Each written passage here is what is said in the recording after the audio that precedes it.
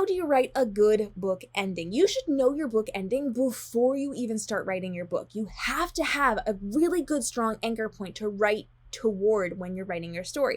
And I know a lot of people say, well, they just want to figure it out as they go. And if you're a pantser, that's fine, but you have to have an end point. You have to know where you're going to cut this off, because if you don't, you're not going to be able to have that strong ending. You're not going to have a strong middle to get there either. So you can kind of figure out the rest as you go if that's your role, but you need an anchor point. You need to know how it's going to end. So if it's a series, it's a very wise choice to end on a somewhat of a cliffhanger. Not that we're not giving a resolution to the stories. You are. You have to be.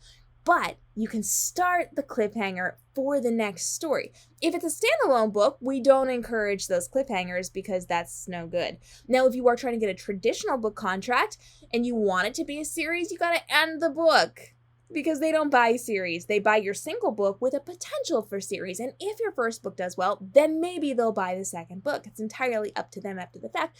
But you cannot go to them and say, this is a 3-book series, buy the 3-book series. They will say, thank you anyway. So you have to have a really good, strong ending. So you need to know what's going to happen. And again, if you are in a series, cliffhangers, baby, it leads us into the next story. It gives us something to look forward to. And you need to be able to wrap it up nicely if it's going to be a standalone. And you can wrap it up nicely and just be done with it if it's going to be a series, but that does not give anybody any incentive to read the next book, so you might lose most of your audience at that point. So your really good, strong ending needs to be something that makes you surprised or feel really good, or it needs to shock you. It has to evoke some kind of emotion. So before you even start writing your book, what do you want that resolution to be? How do you want people to feel when they walk away from your story? Do you want them to be inspired? Do you want them to be terrified? Do you want them to throw the book across the room sobbing because it was so heart-wrenching?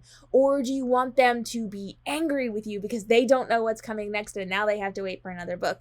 Figure out what emotions you want them to have. And it can be more than one. It doesn't have to just be one thing.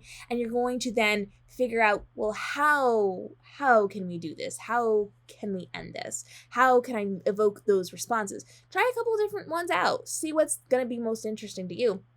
But figure out what you need for your ending first, and then reverse engineer the rest of your book and write to that end point so that you don't have a saggy middle or a saggy end or whatever it happens to be.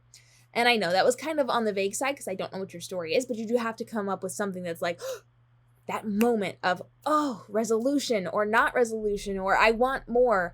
Leave them craving more. Even if you do wrap it up with a nice bow, you want to leave them with a strong emotion. They need to have some kind of strong feeling, whether it's I love you or I hate you or why would you do that? You want them to feel something very, very strong at the end.